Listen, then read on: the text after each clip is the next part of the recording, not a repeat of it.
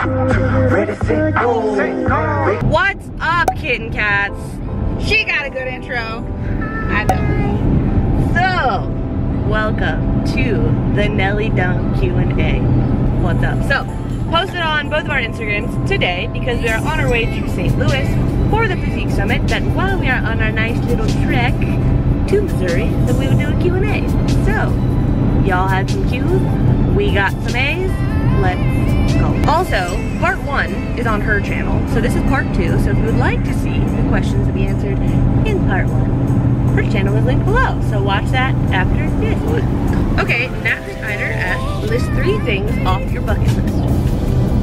1, go to Australia. 2, drink wine with Betty White. I love her. 3, what's the 3? What would be a good 3? Number 3.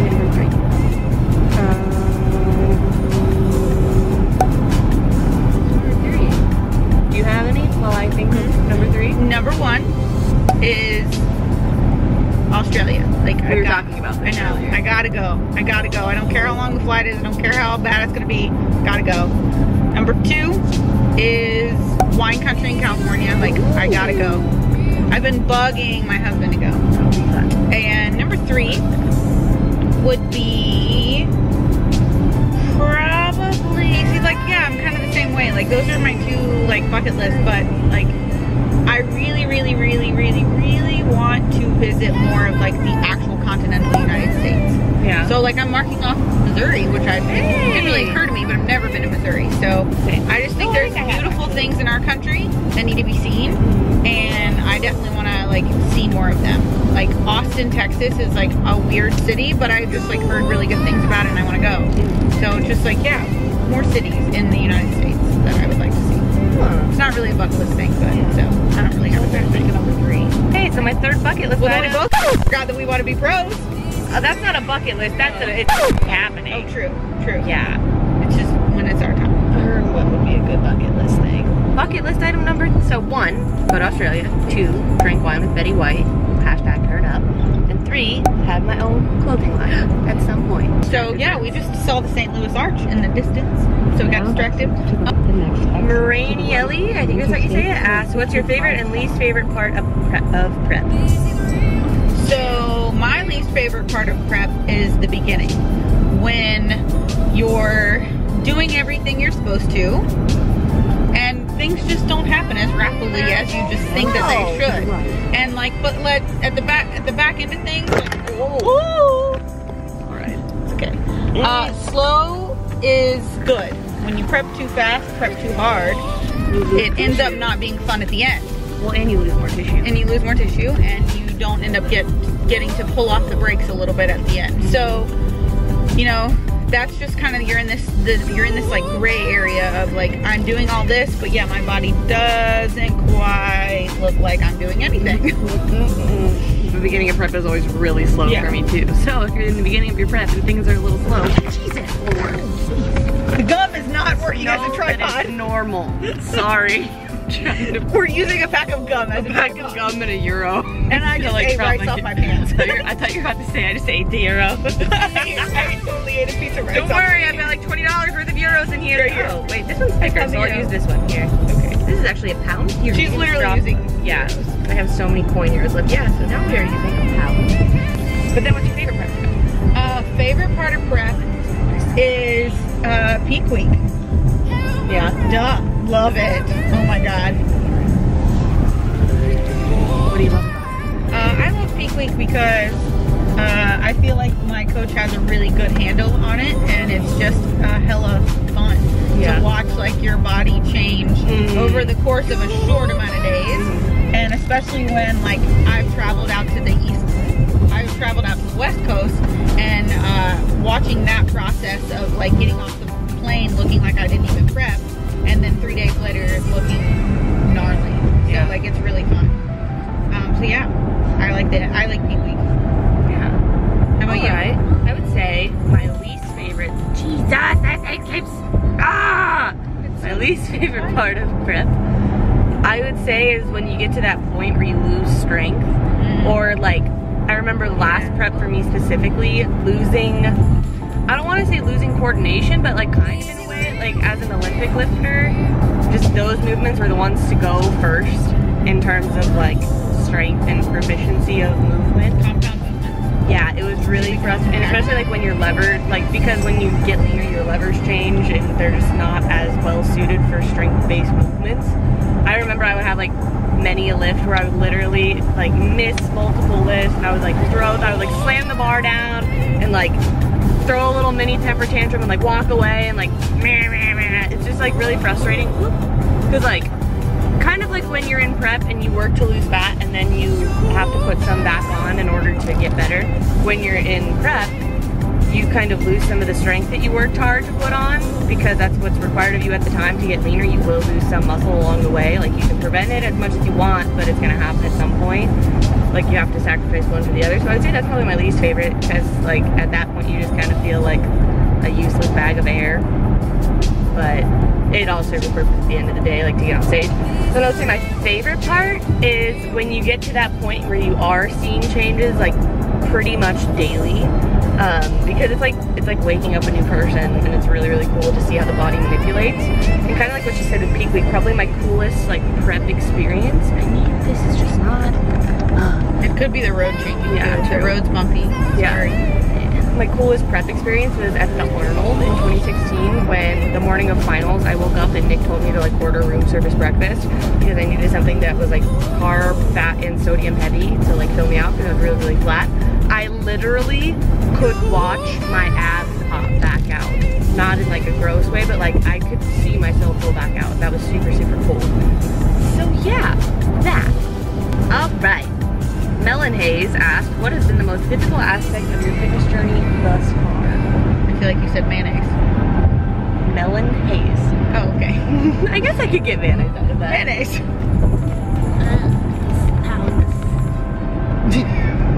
This situation. I really hope you Instagram storied that. I'm gonna take, oh, that's a good idea. Like this video if you've seen the Instagram setups on. Alright, I gotta get away from this car. It's gonna be a bumpy ride. Hold on, camera! Okay. The hardest part was like hitting the rock bottom of my competition career, which was a pro show I shouldn't have been at, and I placed 13th out of 16. That would be rock bottom, in my opinion. I mean, I always say if you didn't win, then you didn't win. But that was pretty bad. Like, I had no business being up on that stage. So, but it was an eye-opening experience for me, and I wouldn't be the competitor I was had I not known what that felt like. For sure. It's true. I answered that on my channel too. That's why it was easy for me to answer. Yeah. I think the hardest part of my fitness journey thus far would probably be right now. If I'm being 100% honest, because since I've gotten into competing, I've competed essentially back-to-back for the past 3 years, and this is the longest that I've had to take off from it, for both like optimization as the athlete and like overall health optimization perspective, so on both sides of the coin. And it's really, really hard because it's been my life essentially for the past 3 years. And having to take an extended break from it, it's very difficult, and having to push body composition to a place where I don't necessarily want it to be is very, very difficult. And I don't think I've ever taken a break longer than like 4 or 5 months, which in hindsight is not a good idea. Don't do that. Because you need way more time than that. But also, like, up until this point, my issue has been conditioning, and my prep with Nick was the first real prep where I was conditioned enough to be competitive in the NPC and at the national level in the NPC. And now it's an issue of adding size, which is why I have to take so much longer off. So it's really, really difficult, especially like I never want to let social media pressure like get to me, but I feel like I had like a lot of momentum coming off of last season, and not that taking a break is like a halt in momentum, but like I'm just gonna put it plainly, people don't care as much when you're not prepping and when you're not lean, like because you're not as much of a spectacle. That's just the thing, like engagement goes down when you're not lean, and that's how it is. Like that's just the reality of it. I would like to see that change. Yeah. Alright, so we switched to Chanel's camera because I was on a roll and mine ran out of film. But, as I was saying, people care, not care as like care about you as a person, but people engage more with your content when you are competition lean. Like your videos get more views, your photos get more engagement, and like as somebody that social media is part of my job, like it affects my job. But bottom line, like my primary job that I give myself is as an athlete, so like having to take that time off, I know it's serving the greater good, but it is difficult to see the big picture sometimes, and so like I have to remove myself from the situation and at least try to see the big picture, and know that I'm very young. I'm 21 years old. Like if I want to have longevity in the sport, about to be 22, but if I want to have longevity in the sport, then I need that long break.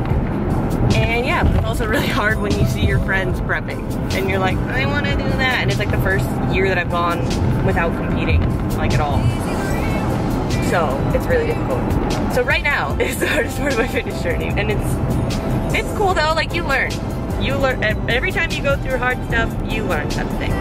So right now I am learning patience more than anything, and it's good for me. It's good for me.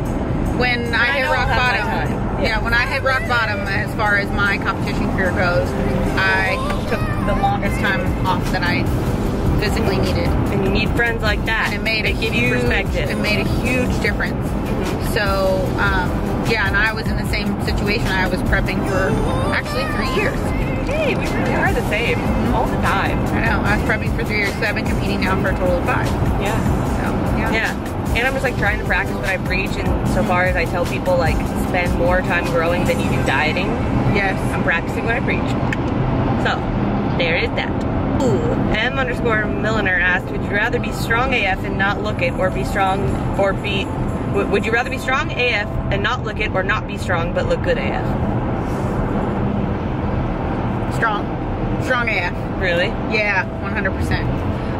And that's just because I have a love for strength, because I didn't know what I was capable of when I first started this whole process. I had no idea how strong I would actually become, and I could never give that up. And that's like one of the hardest parts of prep, like you said, is like actually losing that strength. And like the moment that starts happening for me is like a pretty eye-opening experience of like I'm pushing my body in a place that it probably shouldn't be pushed.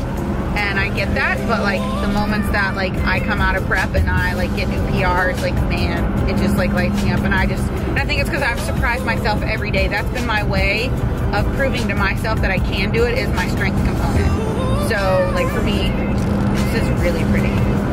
So for me, like I would rather be strong AF. So you would give up competing to be strong? No. Because that's what it would require. Yeah, you're right. No, I wouldn't do that. She got me. I got it. Smart cookie. I know. That's you're right. And so I guess you can guess my answer. Yeah. Like I would rather look it than be strong, because like, and two, because I have tried my hand at both things. Like I tried, you know, being a weightlifter and doing weightlifting meet, and it just didn't do it for me the same way that bodybuilding did. And maybe that's a vanity thing, maybe it's just a preference thing. But kind of like you talked about in your Instagram post, what was that, like 2 weeks ago? Like vanity is a part of the sport. Yeah. To a degree, that's not to say that we're both like, oh my god, look at me type people. But I would rather be able to compete, because that is where my heart is, and that's where it's consistently been after trying other things. So I just know that's where I'm supposed to be. I've just tried endurance things. I have not tried other things. I haven't tried endurance things, but I also hate running. So I mean, trail running was cool. I liked trail running. Yeah. I did a whole series. It was fun. Not on YouTube. It was like an actual trail running series of I'll do the virtual reality one where you can just sit with the glasses on. 1 mile, then I will put the goggles on. I'll just sit back and watch the trail. I'm just gonna hit this back button. you have reached your destination. No, we have not. It's because it's right there. Right. Mattress Firm? No, the Holiday Inn. We literally just passed it. I was like, It's not our Holiday Inn. it's not? Is it? Yeah, we're staying at Holiday Inn. But it says we're not getting there till 8:05. But it is 8:05. It is. We're there! We're there. Alright. Oh my god, the life of a vlogger. Wait, what time is it? What day is it? I don't know. Let me put it on my phone. It's okay. You turn primitive here, maybe? Yeah. See? Alright. So, while we're here, well, wherever we are, whatever time it is, Bextalin asks, if you had a huge billboard that you could use to get a short message slash question slash anything out to millions of people, what would you put on it? Be unapologetically yourself. That's my #1 thing. And like we kind of talked about this a little bit on the part that we did with her. Like she said something about like she's like sees me being unapologetically myself at such a young age. And that was something that sorry, I'm holding the camera. I was apologizing to them, not you, but I guess I'm sorry to you too. Yeah. Yep. U-turning. U-turn. Didn't U-turn, it's fine. It's fine. No, we did U-turn. No, I don't know if it's legal, so I said oh, we don't know. I don't know if it's no one permitted or knows. not. No one knows. But yeah, that's a lesson that I learned the hard way. When you base your self-worth on the opinions of others rather than just being yourself, then your self-worth is constantly fluid because the ever-changing opinions of other people are constantly fluid. So you never have a consistent groundwork for your worth. Whereas if you could just learn to be yourself and embrace that, even though you yourself are fluid and ever-changing, it just makes a world of difference though, because your worth comes from yourself and not from this external source. So just learning to be yourself and learning to, and like when I started just being myself and being like, this is who I am, I'm okay with it, if you're okay with it or not, cool. Like that's when my life actually started to be enjoyable. And I feel like we live in this culture where people are constantly telling you to be something different or look a different way or act a different way or believe a different thing or whatever. But if that's not you, you can only live a lie for so long. So be unapologetically yourself. So remember that. What would you put on a billboard? Be audacious and surprise yourself. Like set a goal that you don't think you could ever achieve and just but that you want and go after it. And that I think coincides with being unapologetically you. Like don't waste your time being something you're not when you could be achieving some pretty freaking awesome things being who you are. Right. And like you just sit there and waste time being when you could like surprise yourself. Like be something extraordinary in your own eyes. Yeah. Okay. We're here. We are here, so we'll answer a couple more questions, but the background will be different. Yes. So. And we won't U-turn illegally. Yeah, maybe. We don't know if we did that. Not 100%. Alright, y'all. So, same backdrop. Yeah. We're back. Oh, I can rotate my sunglasses off. That's alright. It's Sunday. We're on our way home from the Physique Summit, and we're going to do a couple more questions. Not too much, though, because I already uploaded like the footage from earlier on my computer, and it was actually pretty long. Yes. On top of the fact that I've been nauseous this entire weekend, so I feel terrible. We're hanging on by a thread. Yes, I'm over here so sleepy. Right here. So sleepy. So, a couple more questions, and then we'll wrap it up. Oh, I like this question. Jess Lane asks, how has your friendship with the Southern Yogi, Keoniology, and Alexander Carnival impacted your view on you and your view on different kinds of fitness? Do you want to go first? Do you want me to go first? I can go first.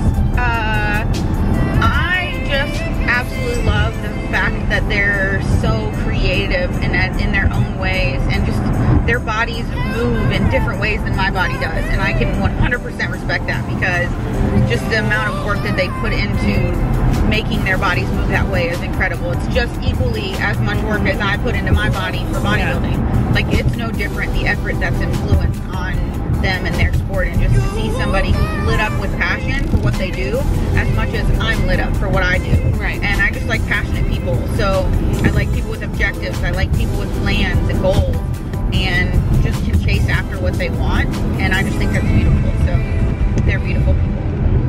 Very similar thing. Yeah, I definitely love that they're passionate people, but also I love that they're very just like deep people. They're very soulful people. I find that, and there may be more fitness people like this, they just don't express it as much, but I find that people like Keone and Morgan and Alex, they are very good at expressing their emotions. They're not afraid to express their emotions, and they're not afraid to feel their emotions. So they're the kind of people that whenever I interact with them or whenever I like read a caption of theirs, like my heart benefits from it.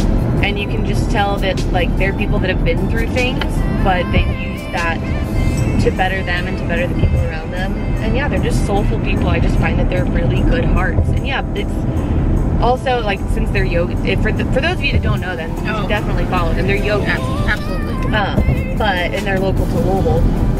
But it's just broadened my horizons to different kinds of fitness and why they're important, even for my specific type of fitness. So bodybuilders often neglect flexibility and mobility and things like that, whereas yogis like hold that as a value. So it's just made my view of fitness broader, which I think we should all benefit from. We good then. These one is for you. Levon Nicole, Chanel, how do you think competing in the NPC will differ from your past federation, i.e. posing, look, level of conditioning, etc.? Do you anticipate having to change the way you prep very much to achieve an ideal NPC package? For reference, tell them what you competed in before. So, okay, in case you guys don't know, I was a bikini pro with Fitness America, Muscle Mania, and we did not do a back pose with a spread leg. In fact, we would be disqualified on stage if we did that. And we had to do theme wear, so that was different.